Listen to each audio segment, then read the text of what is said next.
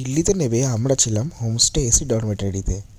এই যে দেখুন এসি ডরমেটারির লিফটটা, এটা হচ্ছে এন্ট্রি গেট। তো এটা বেসিক্যালি থার্ড ফ্লোরে। তো ডরমেটারিটা খুব সুন্দর করে সাজানো গোছানো, সুন্দর সুন্দর গাছ, সুন্দর সুন্দর ডিজাইন ডরমেটারিটাকে সাজিয়ে রেখেছে। কমন এরিয়া চলে গেল, ওই এরিয়াতে আপনি বসে টিভি দেখতে পারবেন।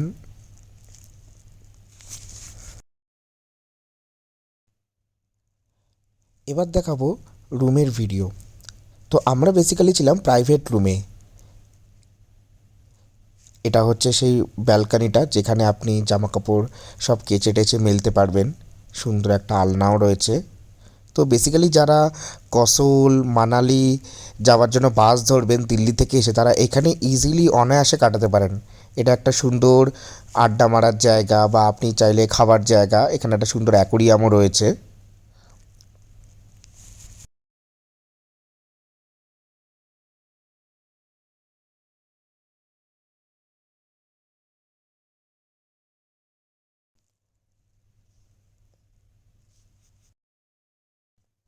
এটা হচ্ছে আপনার চা মেশিন।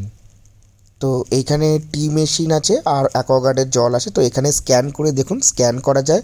চা কফি যা নেবেন 20 টাকা, স্ক্যান করলে কাপ রেখে টোকেন দিলেই, প্রেস করলেই আপনি চা পেয়ে যাবেন। আর এটা জলের জায়গা, আপনি জল খেয়ে নিতে পারবেন এখান থেকে অ্যাকোয়াগার্ডের জল নিয়ে। এটা এন্ট্রান্সটা, এখানে একটা সুন্দর গণেশের মূর্তি রয়েছে। তো এখান থেকে যারা থাকতে চাইবেন তারা ইজিলি থাকতে পারবেন। আর সাবস্ক্রাইব করবেন সৌরভ অ্যাড্ডা।